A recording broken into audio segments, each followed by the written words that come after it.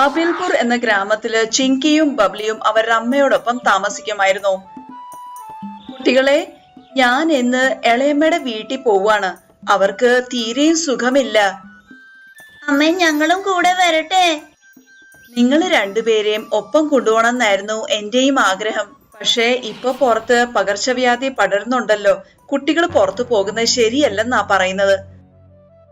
അമ്മേ, അപ്പൊ ഞങ്ങൾ രണ്ടുപേരും വീട്ടിൽ ഒറ്റയ്ക്ക് താമസിക്കണോ?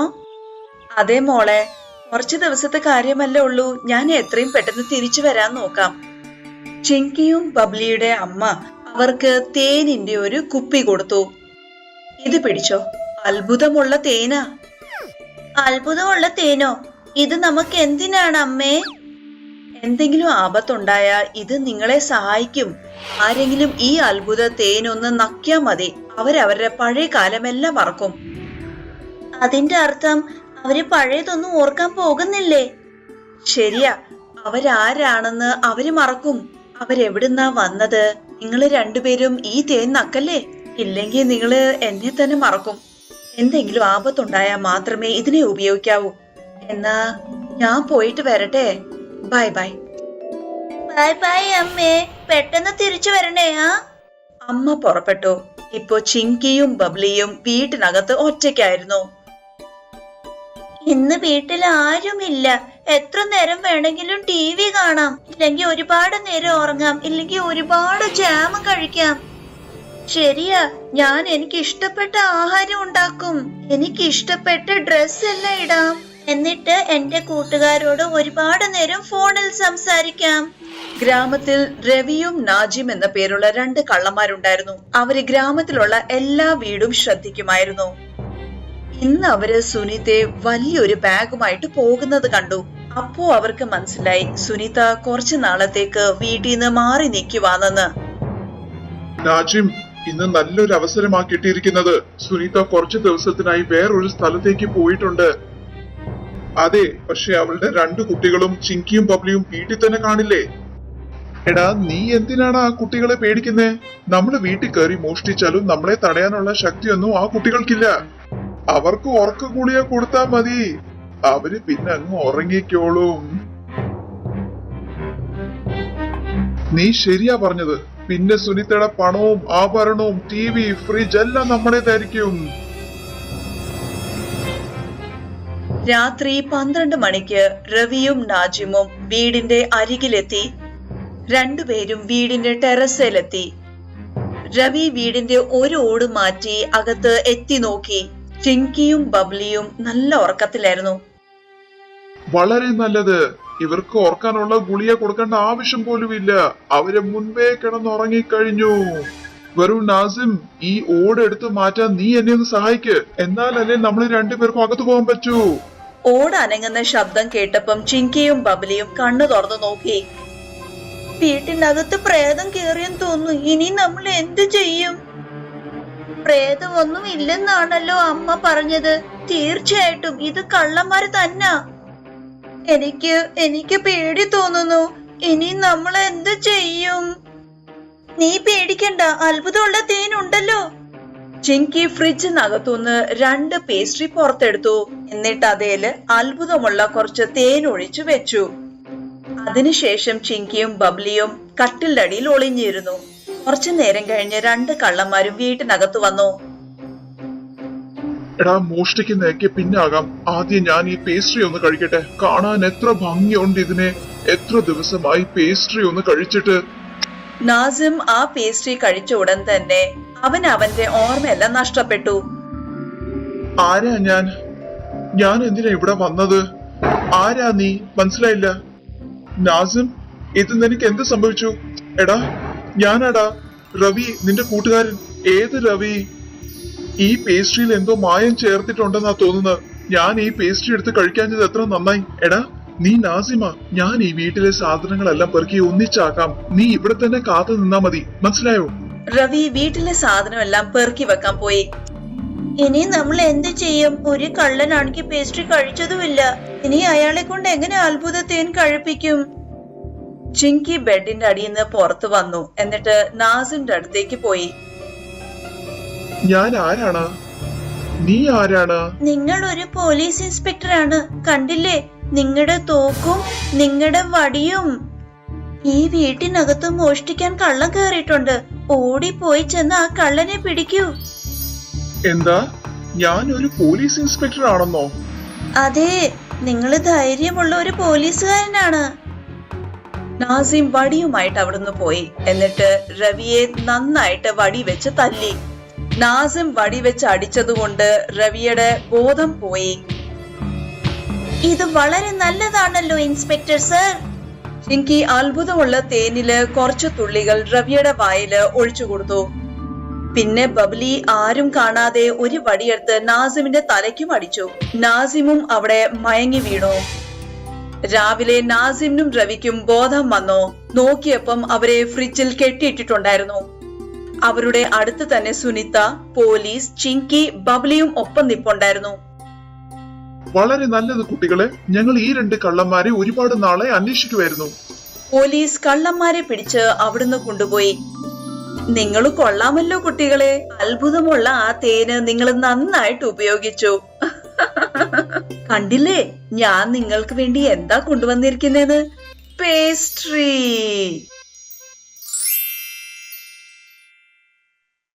നാനാഗഞ്ച് ഗ്രാമത്തില് പ്രേംലത അവരുടെ 2 പെൺമക്കളും മാനസി, ജ്യോതി ഇവരോടൊപ്പം താമസിക്കുമായിരുന്നു. പ്രേംലതയ്ക്ക് മീൻ വിൽക്കുന്നതായിരുന്നു ജോലി. ഞാൻ മീൻ വിൽക്കാൻ പോകുക. നിങ്ങളിൽ ആരാണ് എന്നോടൊപ്പം വരാൻ പോകുന്നേ? ഞാൻ വരുന്നില്ല. ഇന്ന് എനിക്ക് എന്റെ കൂട്ടുകാരുടെ വീട്ടിൽ പോകണം. മീൻ വിൽക്കാൻ പോകുന്ന ദിവസം തുണിയെന്ന് മീനിന്റെ നാറ്റം പോകത്തില്ല. എനിക്കിതൊന്നും സഹിക്കാൻ പറ്റില്ല. ഞാനും വരാൻ പോകുന്നില്ല. എന്റെ കാലെ മൈലാഞ്ചി പരട്ടിയിട്ടുണ്ട്. അമ്മേ, ഇവള് വേണമെന്ന് വെച്ചിട്ടാണ് കാലെ മൈലാഞ്ചി പരട്ടിയത്. നിങ്ങളോടൊപ്പം പോയി മീൻ വിൽക്കേണ്ടി വരില്ലല്ലോ. അധികം സംസാരിക്കണ്ട. ഒറ്റ അടി വെച്ചെന്നുണ്ടല്ലോ പല്ലെല്ലാം പുറത്തായിരിക്കും. ശരി ശരി, മതിയാക്ക്. നിങ്ങൾ വഴക്കിടണ്ട. ഞാൻ ഒറ്റയ്ക്ക് തന്നെ പോയിക്കോളാം. ഞാൻ തിരിച്ചു വരുന്നവരെ വീട്ടിലെ എല്ലാ കാര്യങ്ങളും നോക്കിക്കോണം. ഇല്ലെങ്കിൽ 2 പേർക്കും എന്റെ കൈ നടി കിട്ടും. പ്രേംലത മീൻ വിൽക്കാനായിട്ട് പുറപ്പെട്ടു. മീനുണ്ടേ, വിൽക്കാൻ മീനുണ്ടേ.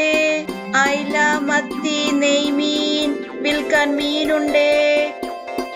പ്രേംലത റോഡ് ക്രോസ് ചെയ്യുന്ന സമയത്ത് വേഗത്തിൽ വന്ന ഒരു കാറ് പ്രേംലതയെ ഇടിച്ചു.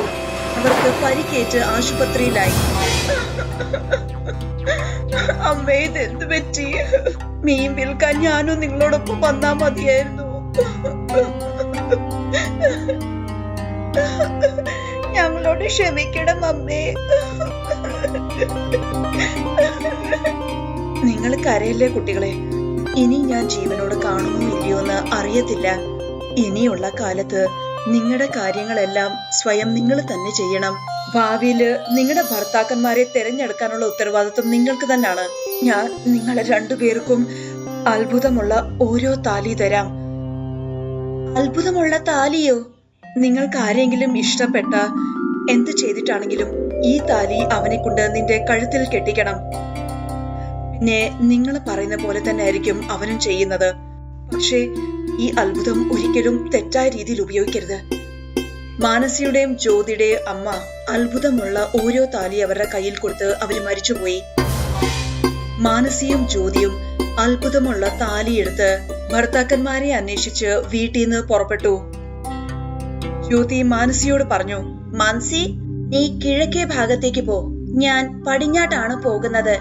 എനിക്ക് നിന്നോടൊപ്പം വരാൻ താല്പര്യമില്ല. എനിക്ക് പാല് പോലെ വെളുത്ത നിറമാ. എന്നാ നീയോ കരിഞ്ഞ കരിക്കട്ട പോലെയുണ്ട്. ശരി. മാൻസി കിഴക്ക് ഭാഗത്ത് നോക്കി നടന്നു. നല്ല വെയിലും ചൂടും ഉള്ളതുകൊണ്ട് അവൾക്ക് മയക്കം വന്നു. അവള് നോക്കിയപ്പം ഒരാള് പാടത്ത് പണിയെടുക്കുന്നുണ്ടായിരുന്നു. അതെ, അയാള് കയ്യിലുള്ള സഞ്ചിക്കകത്തുനിന്ന് ഒരു കുപ്പി വെള്ളമെടുത്ത് മാനസിക്ക് കുടിക്കാൻ കൊടുത്തു. മാനസിക്ക് ആ കർഷകനെ ഇഷ്ടമായി.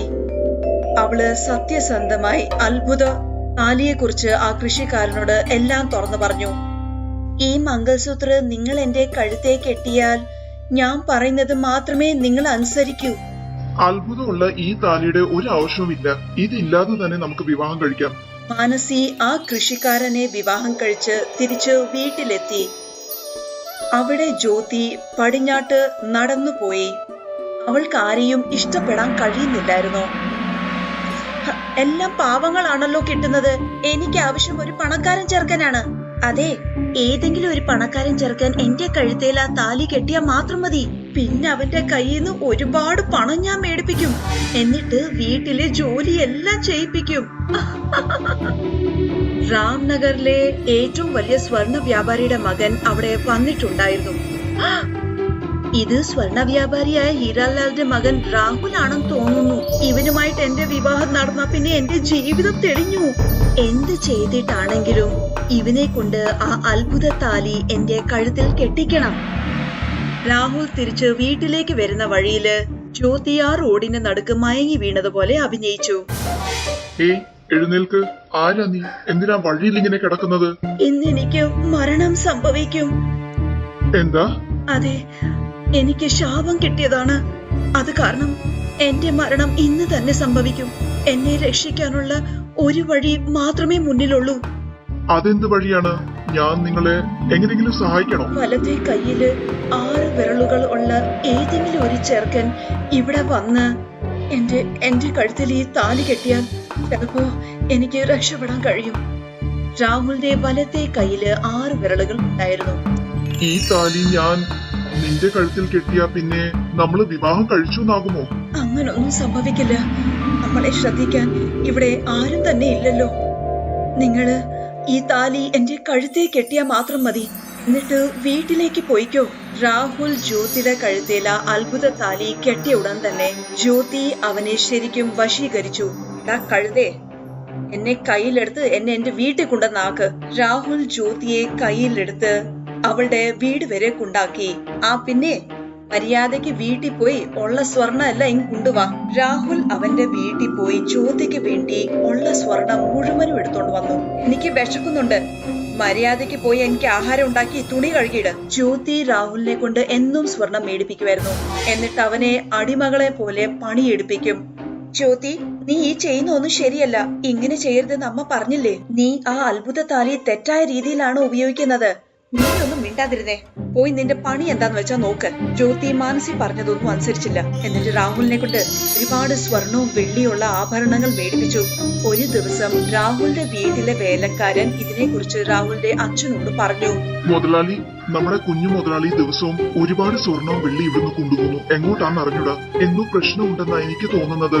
രാഹുലിന്റെ അച്ഛൻ വേലക്കാരനോട് രാഹുലിനെ പിന്തുടരാൻ ആദേശിച്ചു. വേലക്കാരൻ രാഹുൽ പോയ സ്ഥലവും ചെയ്ത കാര്യങ്ങളെല്ലാം അറിഞ്ഞു. എന്നിട്ട് ഈ കാര്യമെല്ലാം ചെന്ന് രാഹുലിന്റെ അച്ഛനോട് പറഞ്ഞു.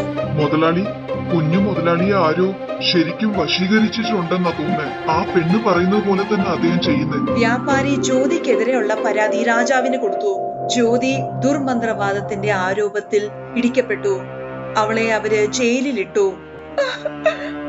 ഞാൻ അമ്മ പറഞ്ഞതെല്ലാം കേട്ടാ മതിയായിരുന്നു, ഇല്ലെങ്കിൽ മാൻസി പറഞ്ഞതും കേട്ടാ മതിയായിരുന്നു. ചെയ്തിരുന്നെങ്കിൽ ഈ അവസ്ഥ എനിക്ക് ഉണ്ടാവില്ല. എന്നോട് ക്ഷമിക്കണം അമ്മേ. ആരെങ്കിലും എന്നെ ഇവിടുന്ന് ഒന്ന് രക്ഷിക്കാൻ നോക്ക്.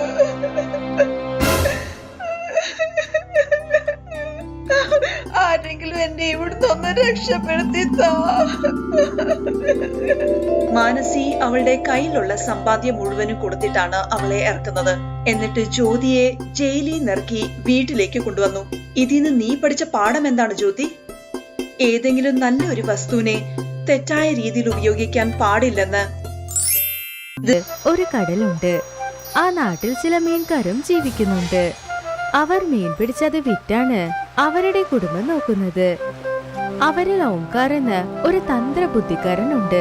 അവൻ എത്ര തന്ത്രബുദ്ധിക്കാരനെന്നോ വിലയില്ലാത്ത മീനുകളെ പോലും വില കൂട്ടി വിൽക്കും. അവനൊരു സുഹൃത്തുണ്ട്. അവന്റെ പേര് പ്രദീപ്. അവൻ വളരെ സൗമ്യനും നിഷ്കളങ്കനുമാണ്. അതുകൊണ്ട് എല്ലാവരും അവനെ പറ്റിക്കുമായിരുന്നു.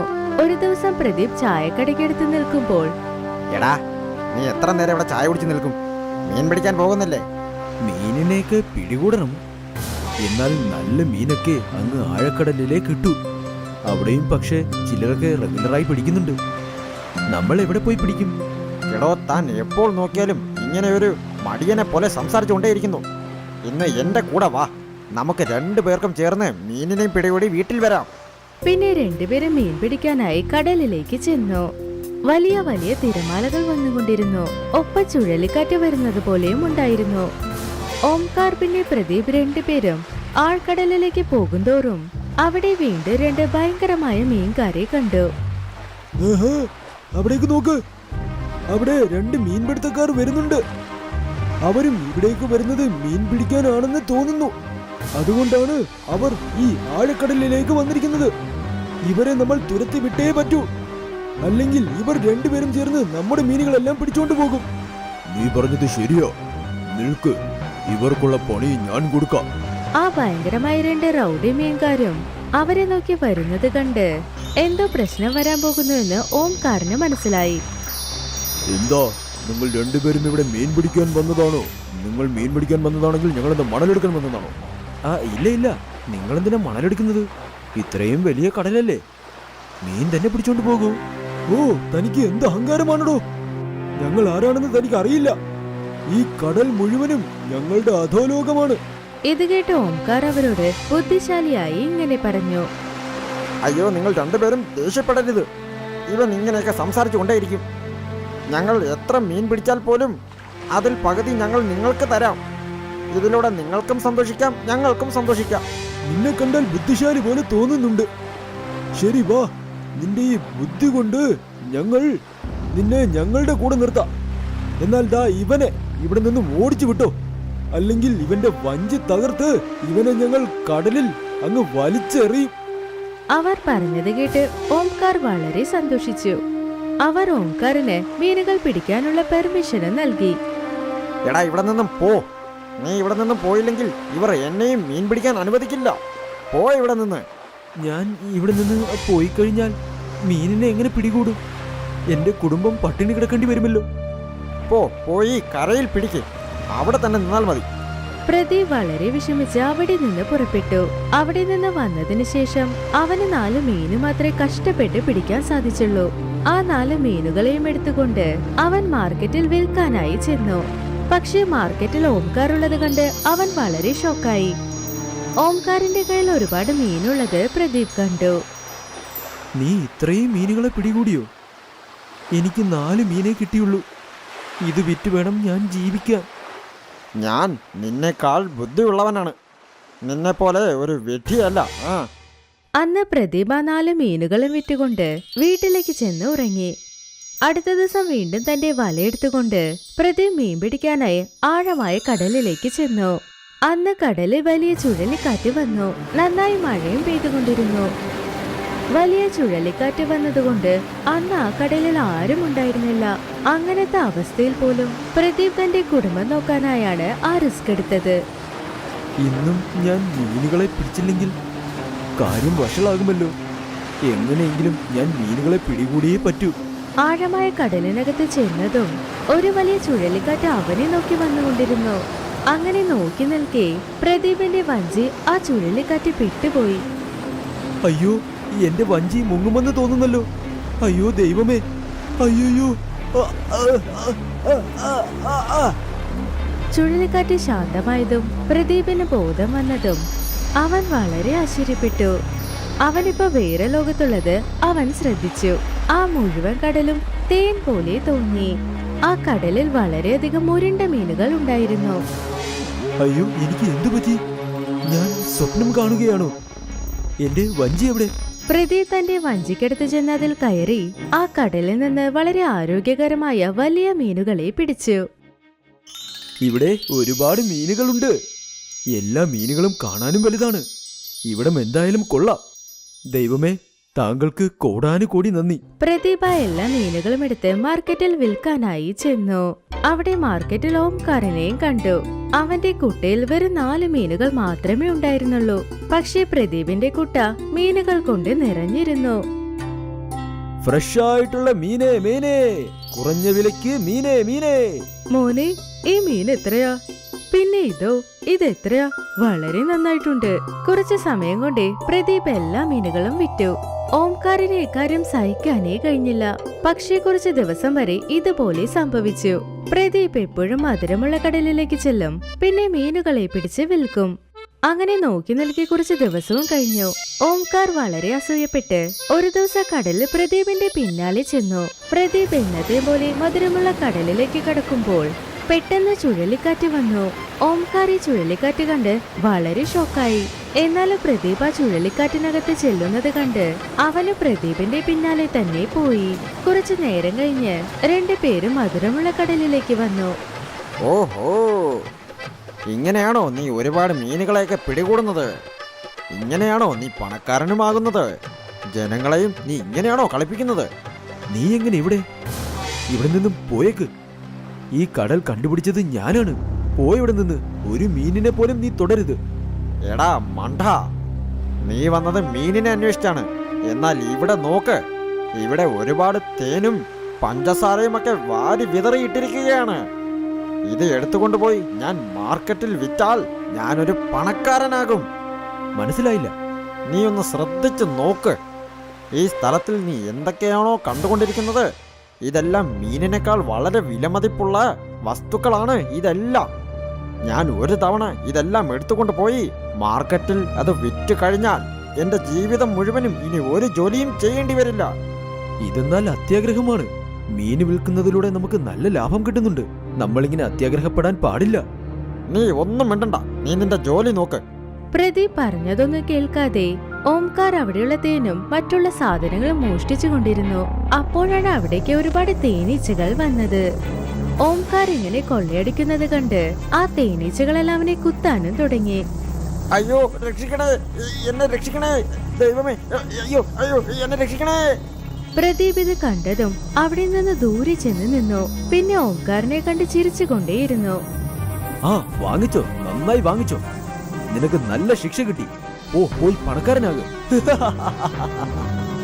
ഇങ്ങനെ ആ മധുരമുള്ള കടലിന്റെ സഹായം കൊണ്ട് പ്രദീപ് മീനുകൾ വിറ്റ് വലിയ പണക്കാരനായി മാറി. ഓംകാറിന് അവന്റെ അത്യാഗ്രഹത്തിനുള്ള ശിക്ഷയും കിട്ടി. പിന്നെ പ്രദീപും അവന്റെ കുടുംബവും വളരെ സന്തോഷമായി ജീവിച്ചു.